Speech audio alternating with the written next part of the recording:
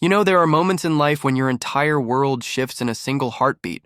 Moments when the future you've always pictured suddenly crumbles, and you're left staring at a completely different reality. That's exactly what happened to me the morning I asked my daughter about her wedding. I had always imagined it so clearly.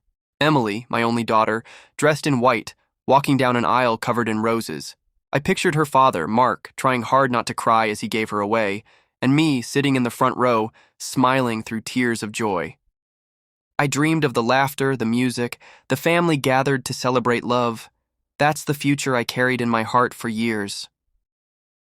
But life doesn't always unfold according to the pictures we paint.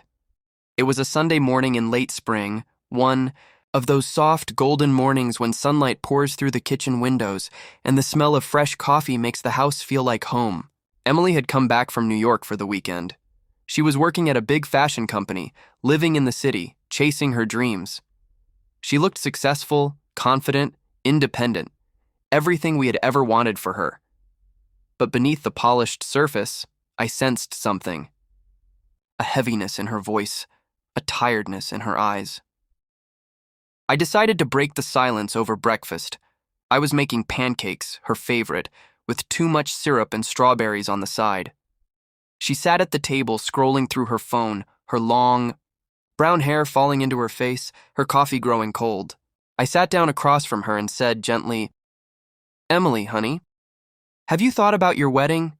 You and Daniel have been together for years now. Don't you think it's time to start planning for the future?" Her fork froze mid-air. For a split second, her eyes flickered with panic. She set the fork down slowly, like it had suddenly become too heavy to hold. "Mom," she whispered, her voice unsteady. "There's something I need to tell you." I glanced at Mark. He was sipping his coffee, calm as ever, but his eyebrows rose. He didn't speak, but I could feel his curiosity pressing into the air. Emily clasped her hands together on the table. She stared at them for a long moment before she lifted her eyes to mine. "I'm not marrying Daniel," she said. At first, I laughed. It came out nervous, awkward, like a cough you can't swallow. "What do you mean, sweetheart? Of course you are. You two are perfect together. We've met his parents. He seems like such a good man. Why wouldn't you marry him?" She shook her head. Her lips trembled as tears welled in her eyes. "Because Daniel doesn't know the real me, and I can't keep living a lie." My heart stopped. I stared at her, trying to understand. "What lie?" I asked quietly. Emily took a shaky breath. "I've been pretending for years, pretending to want the life everyone expected of me. The perfect job, the perfect boyfriend, the perfect wedding. But that's not who I am, Mom. That's not the future I want." Her words hit me like cold water. My chest tightened. This wasn't about hesitation. This wasn't cold feet. This was something deeper, something I hadn't seen coming. Mark finally spoke. His voice was steady, but I could hear the weight behind it. "Emily, what are you saying?" She looked at both of us, her eyes pleading for understanding. "I don't want to marry Daniel. I don't want the white dress or the big ceremony. I don't even want the life that comes with it. I want something different, something that feels true to me." Silence filled the kitchen. The only sound was the ticking clock on the wall, marking each heavy second. I wanted to argue, to remind her of everything Daniel had done for her, of how much he loved her. I wanted to tell her that she was making a mistake. But when I looked into her eyes, I saw a kind of pain that silenced me, a kind of truth she had been carrying alone for far too long. Finally, I managed to whisper, "Then what do you want, Emily?" Her answer came slowly, each word trembling but clear. "I want freedom. I want to find out who I really am before I promise myself to someone else. And I don't even know if marriage is something I believe in." Those words cut deeper than I expected. All my life, I believed in love, in family, in marriage. It wasn't just tradition. It was the foundation of our lives. To hear my daughter, the child I raised, question all of it felt like losing my footing on solid ground.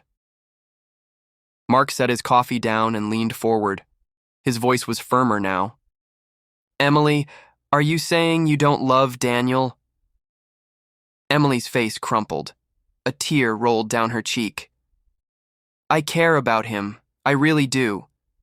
But I don't love him the way he deserves to be loved. And I can't marry him just because it looks right on paper. My throat tightened. She was right, of course. Deep down, I knew she was. But that didn't make it easier. We had welcomed Daniel into our lives, trusted him, imagined him as part of our family. And now, in one conversation, it all unraveled. I reached across the table and held her hand. It was cold, trembling. Emily, whatever this is, we'll figure it out together. But you have to be honest with us. No more hiding. She nodded, wiping her tears. I will. But you have to be ready for the truth. Because it's not just about Daniel. There's more things I've never told you. The room felt heavier, as if the walls were closing in. What more could there be? What was she hiding from us, from the people who loved her most? And just like that, I realized this was only the beginning. Emily sat there, eyes red and puffy, her hands still trembling in mine. I could feel her pulse racing through her skin, as if she had been holding this secret in for years, and it was finally clawing its way out. Mark leaned back in his chair, his jaw tight. He wasn't a man of many words, but when he spoke, people listened. And right now he was silent, which somehow scared me even more. I cleared my throat, trying to keep my voice calm. Emily, sweetheart, you said there's more. What do you mean?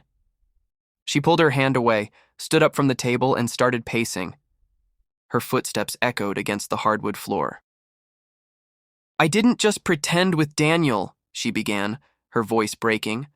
I've been pretending with everyone, at work, with friends, even with you and Dad. I've been living a life that doesn't feel like mine. My heart clenched. Pretending how? Emily, talk to us. She stopped pacing and turned toward us, her arms wrapped tightly across her chest like she was holding herself together. Because the truth is, I don't even want to be in New York anymore. I hate the fashion job. I hate the endless hours, the fake smiles, the pressure to be perfect. Everyone thinks I'm successful, but I feel like I'm drowning.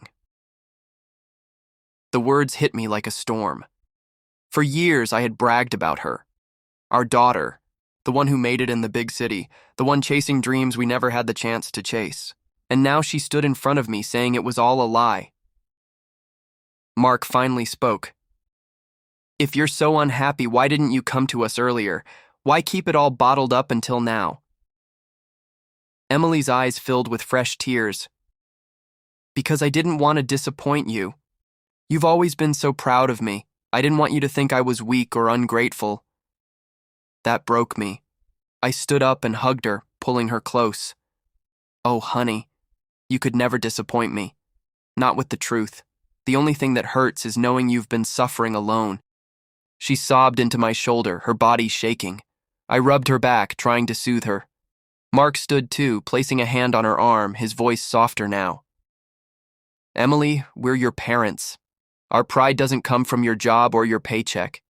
It comes from you. Just you. For a moment, the three of us stood there, clinging to each other like we could somehow hold the world together.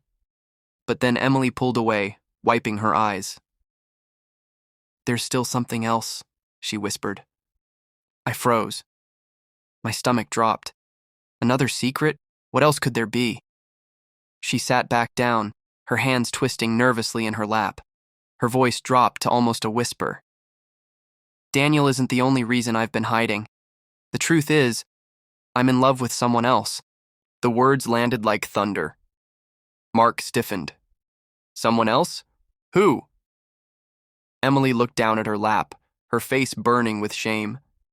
Her name is Rachel. We met at work last year. She's kind. She understands me in a way Daniel never could. I didn't plan for this to happen, but I can't deny it anymore. I love her. The room spun. I sank back into my chair, my breath caught in my throat. My daughter. In love with another woman. All the years of expectations. The white. Wedding dress, the husband, the grandchildren, they flashed through my mind and shattered in an instant, It wasn't anger I felt, not exactly. It was confusion, fear, a deep ache for the life I thought she wanted, and the one she was now choosing instead. Mark's face hardened. He rubbed his temples, his voice low but sharp. Emily, why didn't you tell us sooner? Her lips quivered. Because I was scared you wouldn't accept me, scared you'd see me differently, scared I'd lose you. Tears filled my eyes. Emily, you could never lose me. Never. You're my daughter, and I love you no matter what. But this is a lot to take in. Mark stayed quiet, his silence heavy. I could see the battle in his eyes, the father who wanted to protect his daughter, and the man who had been raised with certain expectations about life and family. Emily leaned forward, desperation in her voice. Please don't hate me. Please don't think less of me. I just want to live honestly. With Rachel, I feel alive. With her, I feel like myself for the first time. I reached across the table again, taking her hand. I don't hate you, sweetheart. I could never hate you. But I need time. This isn't the future I imagined, but maybe that's okay. Maybe it's not about my picture of your life, but about yours. Emily's eyes softened with relief, but Mark still hadn't said a word. Finally, he stood up, pushing his chair back slowly. His voice was deep, controlled. I need to clear my head. He grabbed his jacket and walked out the front door, leaving it to slam shut behind him. The silence afterward was deafening. Emily looked at me, tears streaming again. See? I knew he wouldn't understand. I squeezed her hand tighter. Give him time. He loves you more than anything, Emily. He just needs to process it. She nodded, but the fear in her eyes didn't fade. I can't keep living like this, Mom. I can't keep pretending. I need to tell Daniel. I need to come clean, even if it breaks everything apart. I swallowed hard, knowing what that meant. The dinners with Daniel, the family vacations, the promises exchanged, all of it would end. And yet, looking at my daughter's face, I knew she was right. She deserved to live her truth, no matter how hard it was for the rest of us to adjust.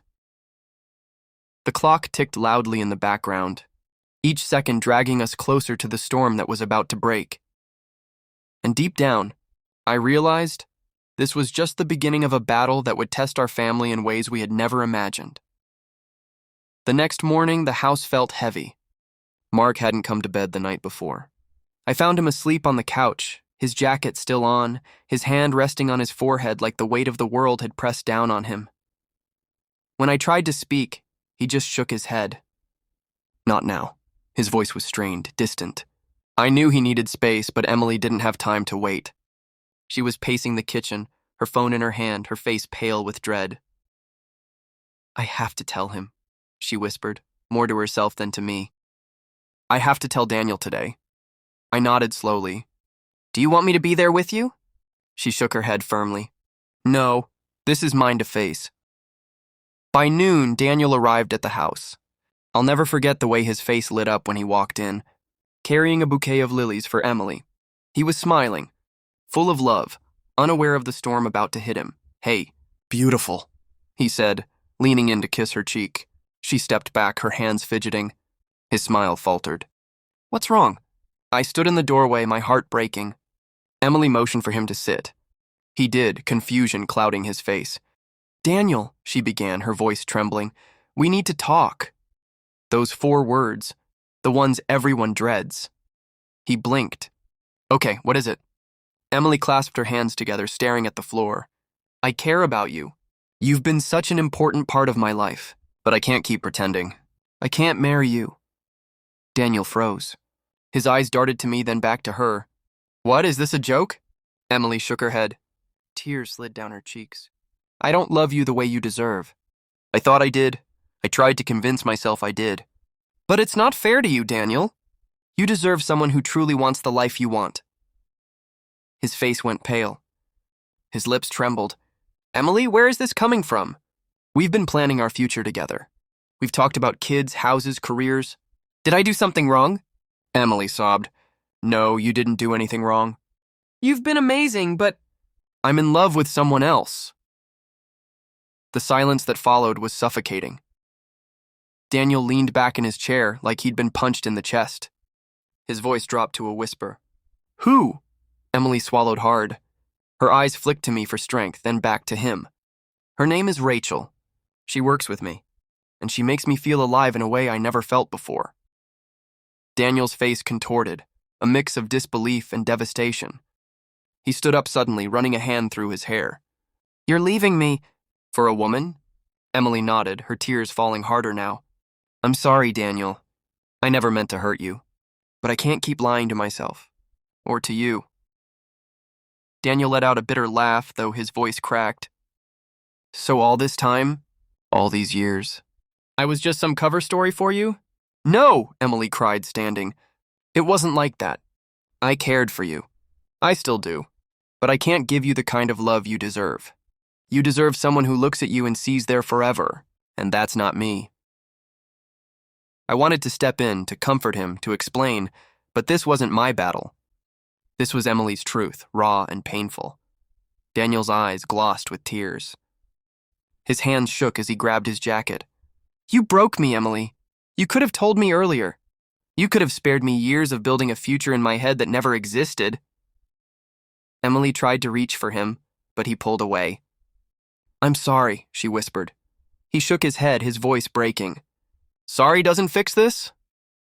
And then, without another word, he walked out the door. The sound of it slamming echoed like a gunshot through the house. Emily collapsed onto the couch, sobbing uncontrollably. I rushed to her, pulling her into my arms. She shook against me, gasping for air between cries. I hurt him so bad, Mom, I didn't want to.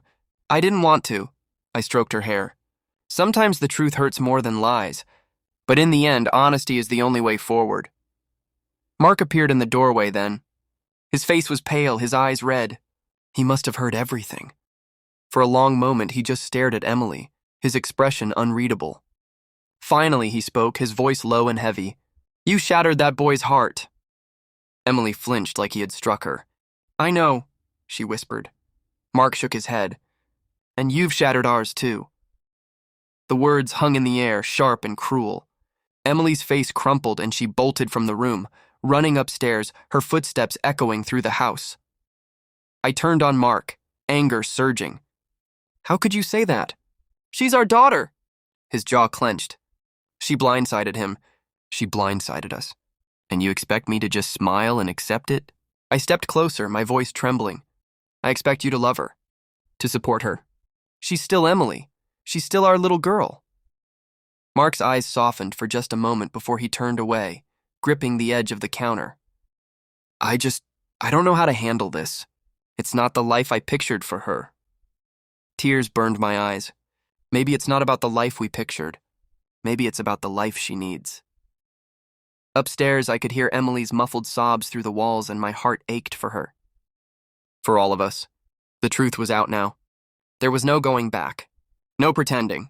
No rewinding to the days when things seemed simple.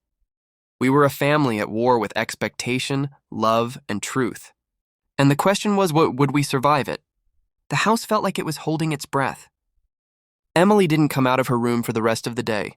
I carried up a plate of food in the evening, but she barely touched it. Her eyes were swollen from crying, her voice hoarse.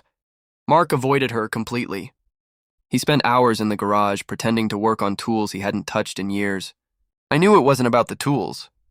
It was about escaping, about not having to face the reality that his daughter's life was nothing like the picture he had painted in his head.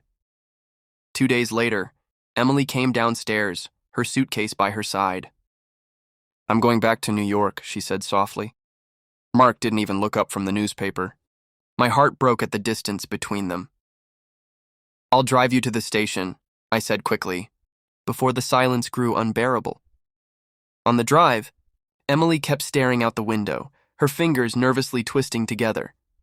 Mom, she whispered, do you hate me too? I almost swerved the car. What? Emily, no! I don't hate you. I love you more than anything in this world. Nothing will ever change that. Her eyes shimmered with tears. Then why does it feel like I'm losing Dad? I reached over and squeezed her hand. Because he's hurting. Not from who you are, but from the future he thought he was losing. Give him time. He'll come around. She nodded, though I could see the doubt in her face. When I hugged her goodbye at the station, she held on to me like she was afraid to let go. "I'll call you," she said. "Every day," I replied. Weeks passed. Mark remained distant whenever her name came up. He never said it, but I could tell he missed her. The way he lingered by her empty room, the way he stared at his phone like he was waiting for a call that never came. But his pride wouldn't let him admit it. Then one Saturday afternoon, Emily called me. Her voice was nervous but steady. "Mom, I want you to meet her. I want you to meet Rachel." My chest tightened. This was it. The moment everything would either break or start to heal. "I'll come," I said without hesitation. We met at a quiet cafe in Brooklyn. I'll never forget the moment I saw Rachel. She had kind eyes, warm and genuine, the kind of eyes that made you feel seen. She smiled nervously, offering her hand. "It's so nice to finally meet you, Mrs. Carter." I shook her hand, studying her. She wasn't flashy, wasn't trying too hard. She was simply real. And when I saw the way she looked at Emily, with love written all over her face, I understood. Over coffee, Rachel told me about her family, her job, her dreams. She was thoughtful, intelligent, and most importantly, she made my daughter laugh. I hadn't seen Emily laugh like that in years. It was the sound of freedom, of joy. On the train ride back, I sat with my thoughts. It wasn't what I expected, not the picture-perfect wedding I'd once dreamed of, but maybe it was something better, something true. That night, I sat down with Mark. He was watching the game, pretending not to care. "I met Rachel today," I said. He didn't look at me. And she's wonderful. She loves Emily. She makes her happy."